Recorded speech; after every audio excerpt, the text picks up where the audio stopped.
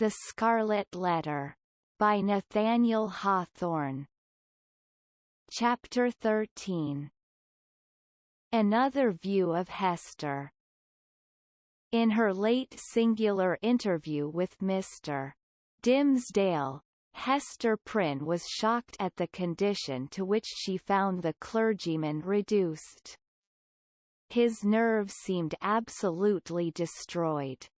His moral force was abased into more than childish weakness.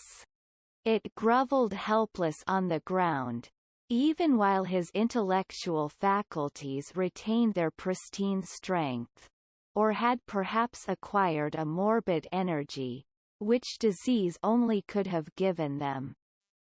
With her knowledge of a train of circumstances hidden from all others, she could readily infer that, besides the legitimate action of his own conscience, a terrible machinery had been brought to bear, and was still operating, on Mr. Dimmesdale's well-being and repose. Knowing what this poor, fallen man had once been, her whole soul was moved by the shuddering terror with which he had appealed to her, the outcast woman, for support against his instinctively discovered enemy. She decided, moreover, that he had a right to her utmost aid. Little accustomed, in her long seclusion from society, to measure her ideas of right and wrong by any standard external to herself, Hester saw or seemed to see that there lay a responsibility upon her, in reference to the clergyman, which she owed to no other, nor to the whole world besides. The links that united her to the rest of humankind, links of flowers, or silk, or gold, or whatever the material, had all been broken. Here was the iron link of mutual crime, which neither he nor she could break. Like all other ties, it brought along with it its obligations. Hester Prynne did not now occupy precisely the same position in which we beheld her during the earlier periods of her ignominy. Years had come and gone. Pearl was now 7 years old. Her mother, with the scarlet letter on her breast, glittering in its fantastic embroidery, had long been a familiar object to the townspeople. As is apt to be the case when a person stands out in any prominence before the community, and, at the same time, interferes neither with public nor individual interests and convenience, a species of general regard had ultimately grown up in reference to Hester Prynne. It is to the credit of human nature that, except where its selfishness is brought into play, it loves more readily than it hates. Hatred, by a gradual and quiet process, will even be transformed to love, unless the change be impeded by a continually new irritation of the original feeling of hostility. In this matter of Hester Prynne, there was neither irritation nor irksomeness. She never battled with the public, but submitted, uncomplainingly, to its worst usage. She made no claim upon it. In requital for what she suffered she did not weigh upon its sympathies. Then, also, the blameless purity of her life during all these years in which she had been set apart to infamy, was reckoned largely in her favour. With nothing now to lose, in the sight of mankind, and with no hope, and seemingly no wish, of gaining anything, it could only be a genuine regard for virtue that had brought back the poor wanderer to its paths.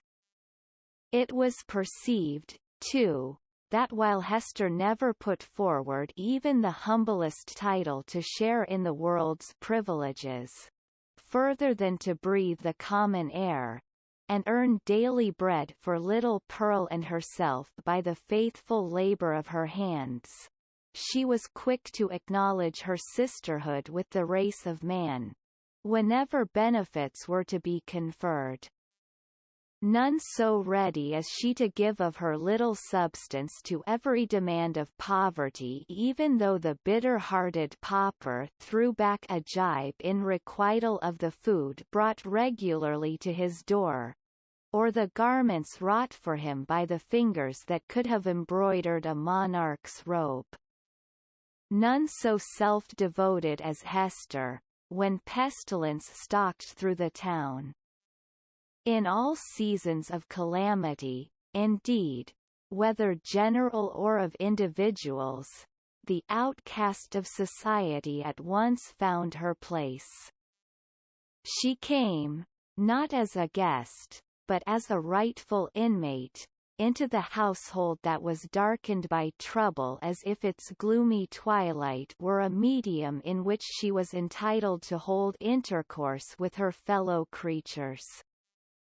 There glimmered the embroidered letter, with comfort in its unearthly ray. Elsewhere the token of sin, it was the taper of the sick chamber. It had even thrown its gleam, in the sufferer's hard extremity, across the verge of time. It had shown him where to set his foot, while the light of earth was fast becoming dim, and ere the light of futurity could reach him.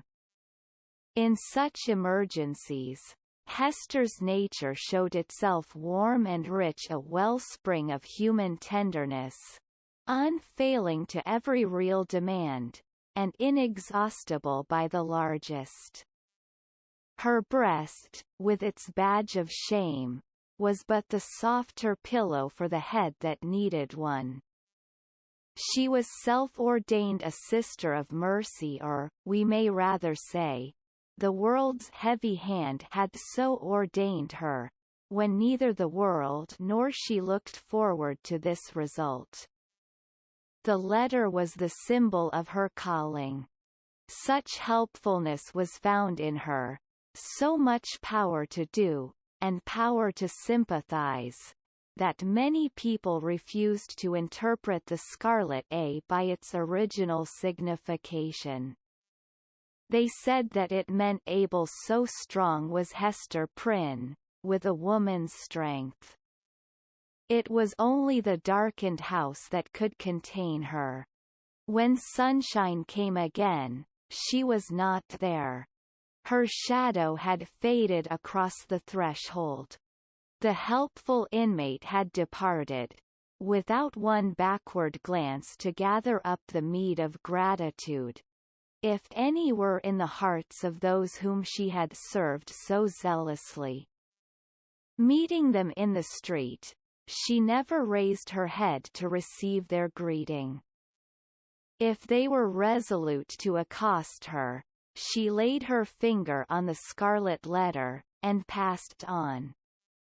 This might be pride, but was so like humility, that it produced all the softening influence of the latter quality on the public mind.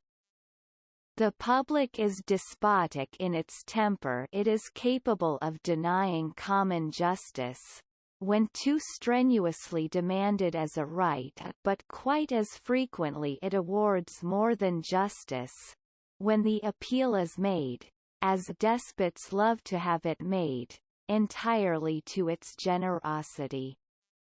Interpreting Hester Prynne's deportment as an appeal of this nature, society was inclined to show its former victim a more benign countenance than she cared to be favoured with, or, perchance, than she deserved.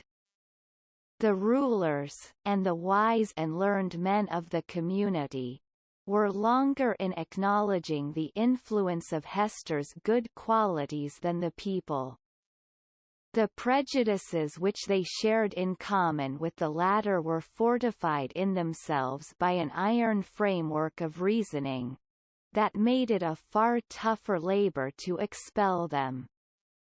Day by day, nevertheless, their sour and rigid wrinkles were relaxing into something which, in the due course of years, might grow to be an expression of almost benevolence.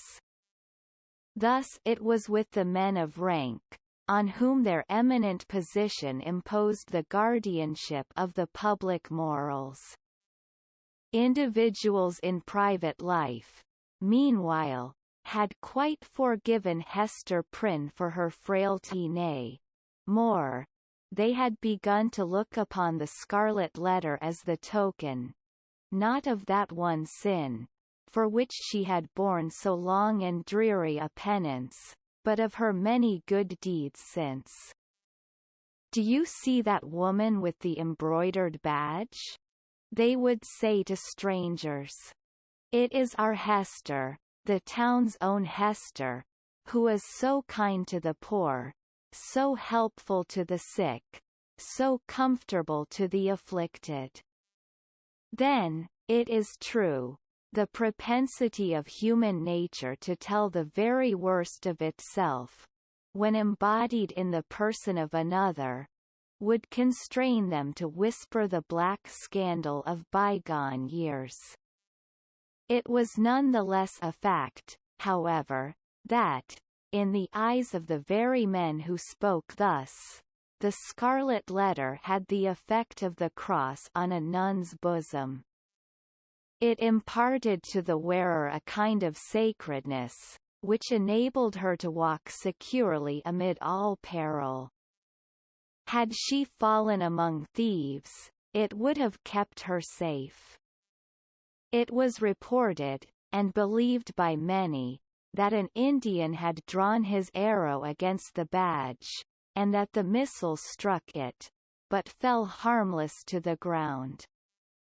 The effect of the symbol, or rather, of the position in respect to society that was indicated by it on the mind of Hester Prynne herself, was powerful and peculiar. All the light and graceful foliage of her character had been withered up by this red-hot brand, and had long ago fallen away, leaving a bare and harsh outline, which might have been repulsive, had she possessed friends or companions to be repelled by it. Even the attractiveness of her person had undergone a similar change.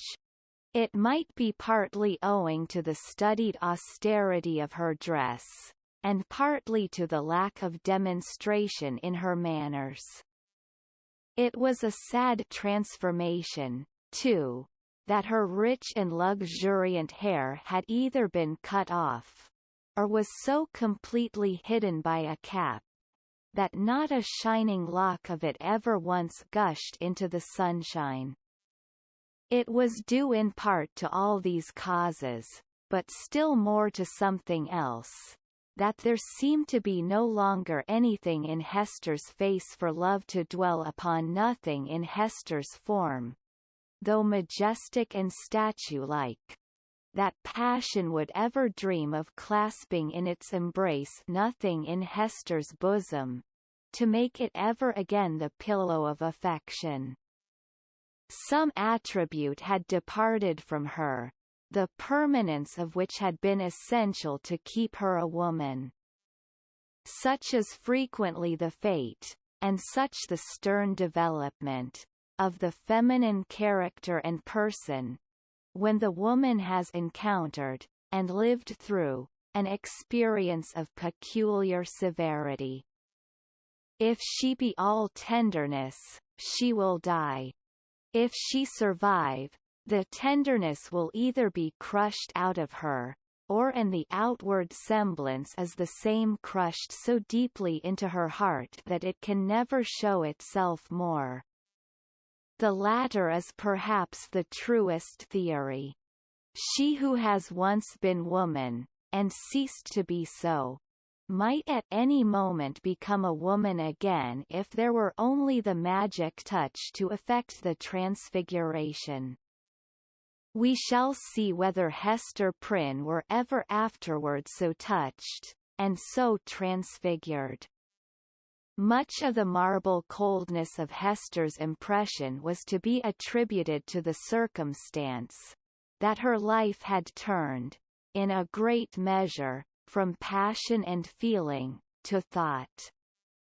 Standing alone in the world, alone, as to any dependence on society, and with little Pearl to be guided and protected, alone, and hopeless of retrieving her position, even had she not scorned to consider it desirable, she cast away the fragments of a broken chain.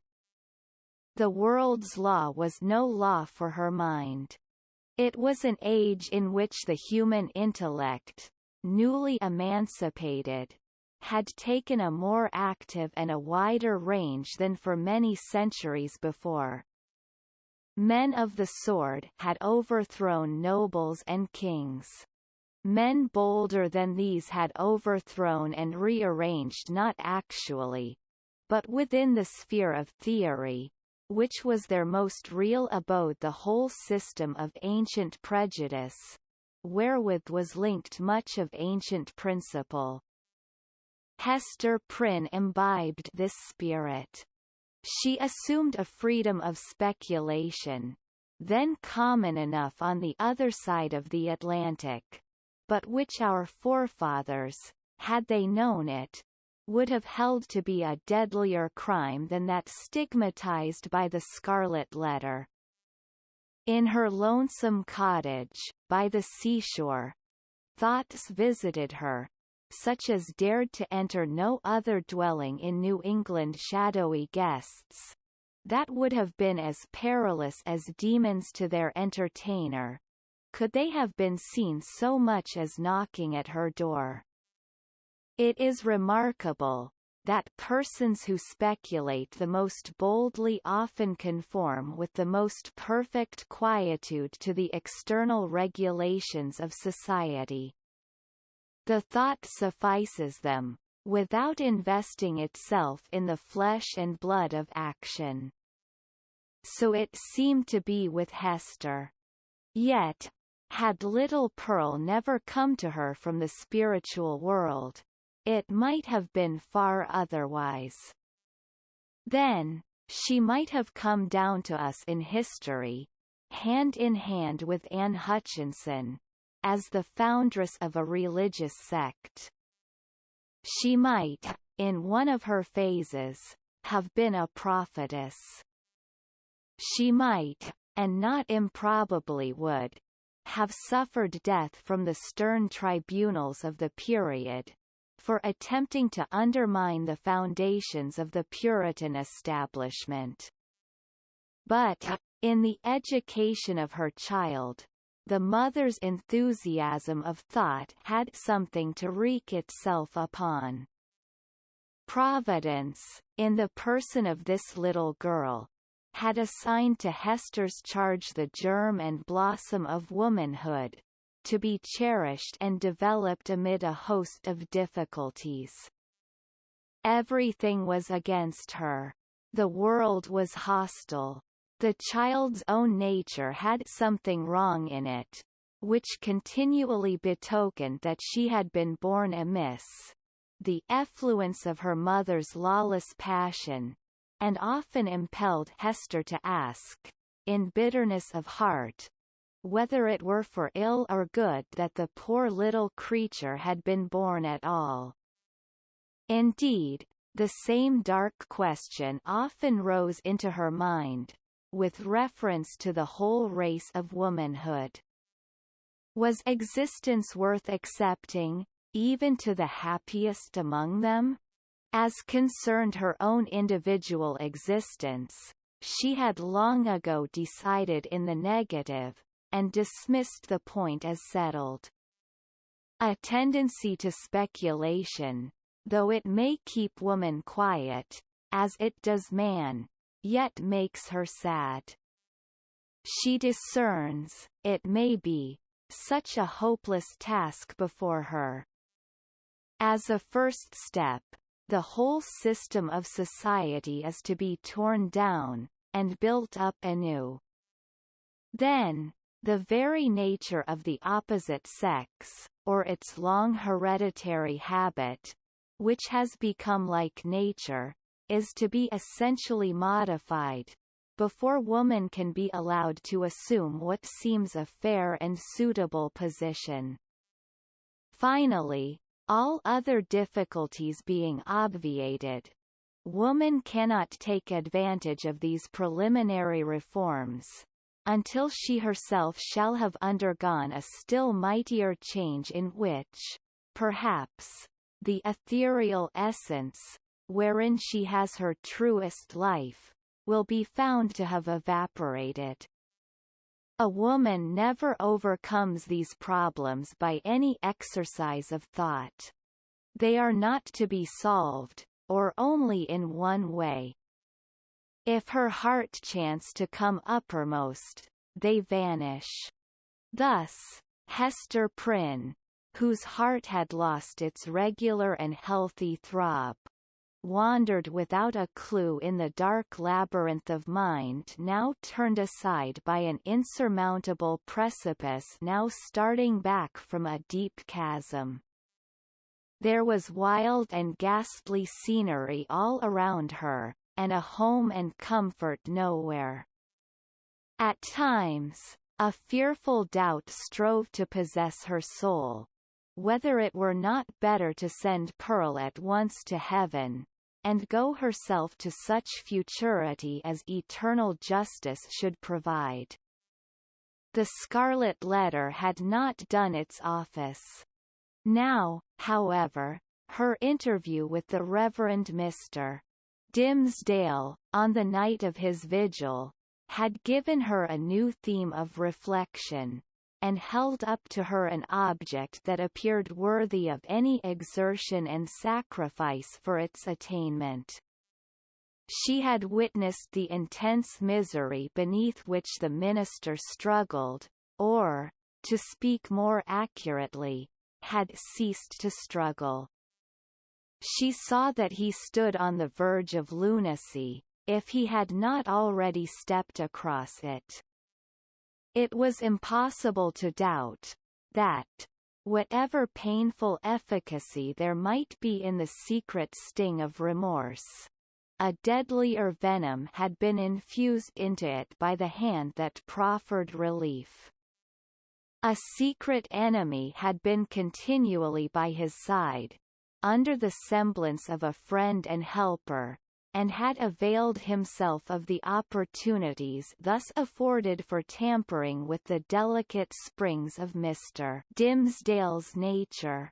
Hester could not but ask herself, whether there had not originally been a defect of truth, courage, and loyalty, on her own part, in allowing the minister to be thrown into a position where so much evil was to be foreboded, and nothing auspicious to be hoped. Her only justification lay in the fact that she had been able to discern no method of rescuing him from a blacker ruin than had overwhelmed herself, except by acquiescing in Roger Chillingworth's scheme of disguise. Under that impulse, she had made her choice, and had chosen, as it now appeared, the more wretched alternative of the two. She determined to redeem her error, so far as it might yet be possible.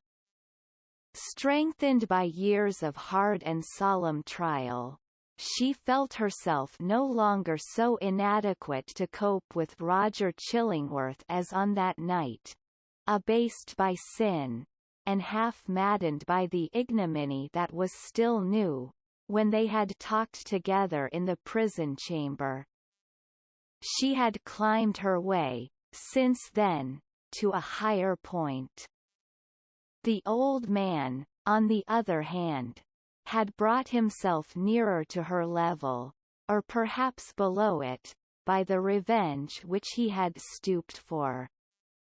In fine, Hester Prynne resolved to meet her former husband, and do what might be in her power for the rescue of the victim on whom he had so evidently set his gripe. The occasion was not long to seek.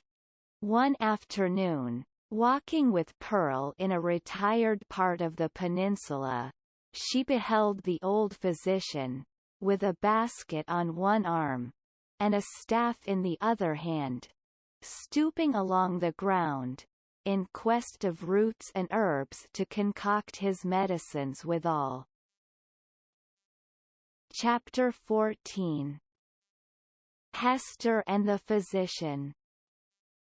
Hester bade little Pearl run down to the margin of the water, and play with the shells and tangled seaweed, until she should have talked a while with yonder gatherer of herbs.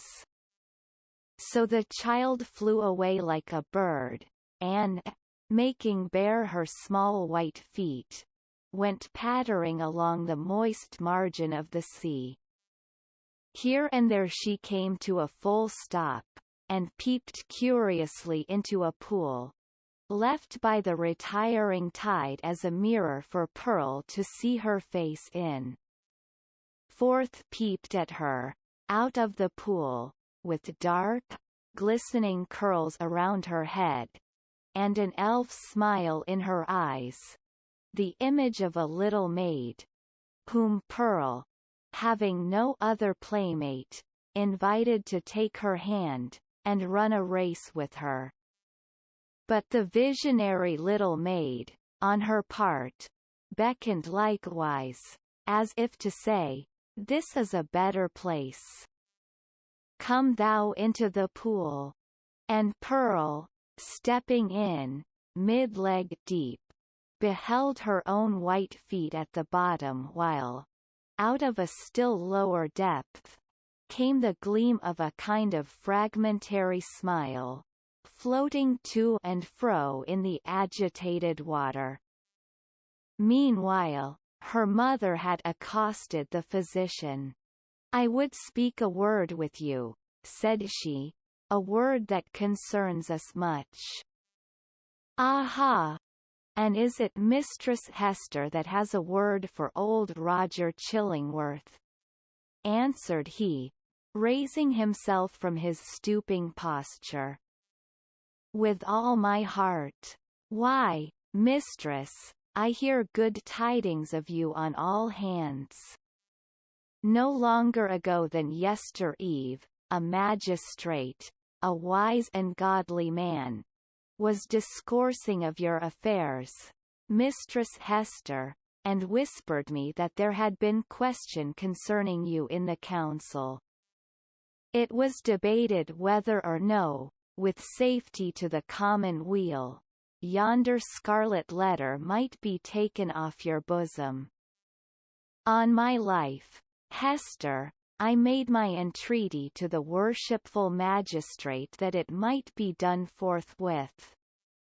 It lies not in the pleasure of the magistrates to take off this badge," calmly replied Hester. "Were I worthy to be quit of it, it would fall away of its own nature, or be transformed into something that should speak a different purport." "Nay, then, wear it, if it suit you better," rejoined he. "A woman must needs follow her own fancy, touching the adornment of her person. The letter is gaily embroidered, and shows right bravely on your bosom." All this while, Hester had been looking steadily at the old man, and was shocked, as well as wonder-smitten, to discern what a change had been wrought upon him within the past 7 years. It was not so much that he had grown older, for though the traces of advancing life were visible, he bore his age well, and seemed to retain a wiry vigor and alertness. But the former aspect of an intellectual and studious man, calm and quiet, which was what she best remembered in him, had altogether vanished, and been succeeded by an eager, searching, almost fierce, yet carefully guarded look. It seemed to be his wish and purpose to mask this expression with a smile, but the latter played him false, and flickered over his visage so derisively that the spectator could see his blackness all the better for it. Ever and anon, too, there came a glare of red light out of his eyes as if the old man's soul were on fire, and kept on smouldering duskily within his breast, until, by some casual puff of passion, it was blown into a momentary flame. This he repressed, as speedily as possible, and strove to look as if nothing of the kind had happened. In a word, old Roger Chillingworth was a striking evidence of man's faculty of transforming himself into a devil, if he will only, for a reasonable space of time, undertake a devil's office.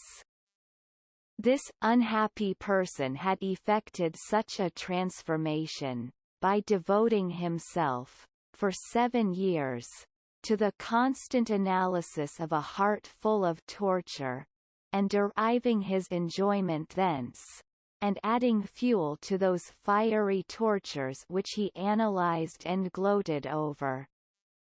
The scarlet letter burned on Hester Prynne's bosom.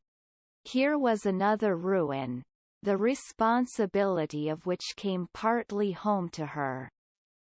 "What see you in my face?" asked the physician, "that you look at it so earnestly?" "Something that would make me weep, if there were any tears bitter enough for it," answered she. "But let it pass. It is of yonder miserable man that I would speak." "And what of him?"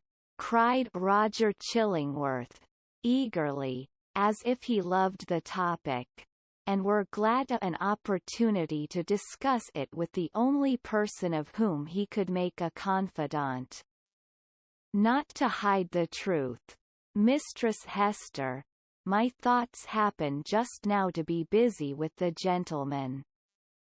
So speak freely and I will make answer." "When we last spake together," said Hester, "now 7 years ago, it was your pleasure to extort a promise of secrecy, as touching the former relation betwixt yourself and me. As the life and good fame of yonder man were in your hands, there seemed no choice to me, save to be silent, in accordance with your behest. Yet it was not without heavy misgivings that I thus bound myself, for, having cast off all duty towards other human beings, there remained a duty towards him, and something whispered me that I was betraying it, in pledging myself to keep your counsel. Since that day, no man is so near to him as you.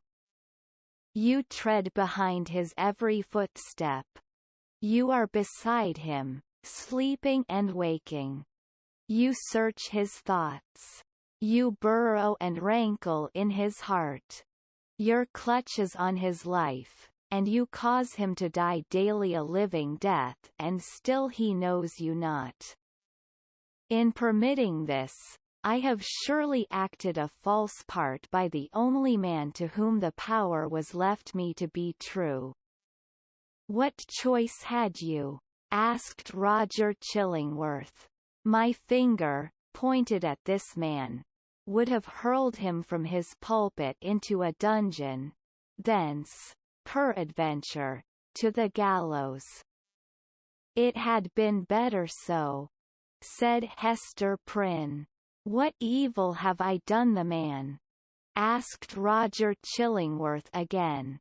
"I tell thee, Hester Prynne, the richest fee that ever physician earned from monarch could not have bought such care as I have wasted on this miserable priest. But for my aid, his life would have burned away in torments, within the first 2 years after the perpetration of his crime and thine. For Hester, his spirit lacked the strength that could have borne up, as thine has, beneath a burden like thy scarlet letter. Oh, I could reveal a goodly secret. But enough. What art can do, I have exhausted on him. That he now breathes, and creeps about on earth, is owing all to me. Better he had died at once, said Hester Prynne. Yea, woman, thou sayest truly, cried old Roger Chillingworth, letting the lurid fire of his heart blaze out before her eyes. Better had he died at once. Never did mortal suffer what this man has suffered. And all, in the sight of his worst enemy. He has been conscious of me. He has felt an influence dwelling always upon him like a curse. He knew, by some spiritual sense, for the Creator never made another being so sensitive as this, he knew that no friendly hand was pulling at his heartstrings, and that an eye was looking curiously into him, which sought only evil, and found it. But he knew not that the eye and hand were mine. With the superstition common to his brotherhood, he fancied himself given over to a fiend, to be tortured with frightful dreams, and desperate thoughts, the sting of remorse, and despair of pardon as a foretaste of what awaits him beyond the grave. But it was the constant shadow of my presence, the closest propinquity of the man whom he had most vilely wronged, and who had grown to exist only by this perpetual poison of the direst revenge. Yea, indeed, he did not err. There was a fiend at his elbow. A mortal man, with once a human heart, has become a fiend for his especial torment. The unfortunate physician, while uttering these words, lifted his hands with a look of horror, as if he had beheld some frightful shape, which he could not recognize, usurping the place of his own image in a glass. It was one of those moments which sometimes occur only at the interval of years when a man's moral aspect is faithfully revealed to his mind's eye. Not improbably, he had never before viewed himself as he did now. Hast thou not tortured him enough? Said Hester, noticing the old man's look. Has he not paid thee all? No, no, he has but increased the debt, answered the physician, and as he proceeded his manner lost its fiercer characteristics, and subsided into gloom. Dost thou remember me, Hester, as I was 9 years agone? Even then, I was in the autumn of my days, nor was it the early autumn. But all my life had been made up of earnest, studious, thoughtful, quiet years, bestowed faithfully for the increase of mine own knowledge, and faithfully, too, though this latter object was but casual to the other, faithfully for the advancement of human welfare. No life had been more peaceful and innocent than mine, few lives so rich with benefits conferred. Dost thou remember me? Was I not, though you might deem me cold, nevertheless a man thoughtful for others, craving little for himself, kind, true, just, and of constant, if not warm affections? Was I not all this? All this, and more, said Hester. And what am I now? Demanded he, looking into her face, and permitting the whole evil within him to be written on his features. I have already told thee what I am. A fiend. Who made me so? It was myself, cried Hester, shuddering. It was I, not less than he. Why hast thou not avenged thyself on me? I have left thee to the Scarlet Letter, replied Roger Chillingworth. If that have not avenged me, I can do no more. He laid his finger on it, with a smile. It has avenged thee, answered Hester Prynne. I judged no less, said the physician. And now, what wouldst thou with me touching this man? I must reveal the secret, answered Hester, firmly. He must discern thee in thy true character. What may be the result, I know not. But this long debt of confidence, due from me to him, whose bane and ruin I have been, shall at length be paid. So far as concerns the overthrow or preservation of his fair fame and his earthly state, and perchance his life, he is in thy hands. Nor do I, whom the Scarlet Letter has disciplined to truth, though it be the truth of red-hot iron, entering into the soul, nor do I perceive such advantage in his living any longer a life of ghastly emptiness, that I shall stoop to implore thy mercy. Do with him as thou wilt. There is no good for him, no good for me, no good for thee. There is no good for little Pearl. There is no path to guide us out of this dismal maze. Woman, I could well nigh pity thee, said Roger Chillingworth, unable to restrain a thrill of admiration too, for there was a quality almost majestic in the despair which she expressed. Thou hadst great elements. Peradventure, hadst thou met earlier with a better love than mine, this evil had not been. I pity thee, for the good that has been wasted in thy nature. And I thee, answered Hester Prynne, for the hatred that has transformed a wise and just man to a fiend. Wilt thou yet purge it out of thee, and be once more human? If not for his sake, then doubly for thine own. Forgive, and leave his further retribution to the power that claims it.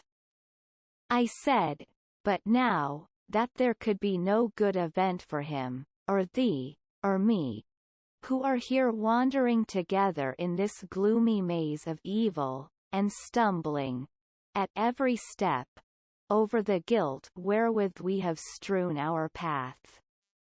It is not so.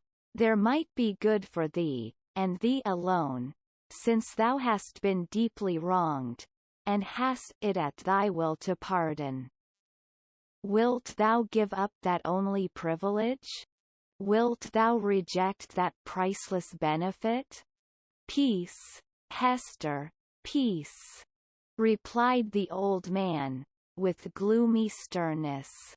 It is not granted me to pardon. I have no such power as thou tellest me of. My old faith, long forgotten, comes back to me, and explains all that we do, and all we suffer. By thy first step awry thou didst plant the germ of evil, but since that moment, it has all been a dark necessity. Ye that have wronged me are not sinful, save in a kind of typical illusion. Neither am I fiend-like, who have snatched a fiend's office from his hands. It is our fate. Let the black flower blossom as it may. Now go thy ways, and deal as thou wilt with yonder man. He waved his hand, and betook himself again to his employment of gathering herbs.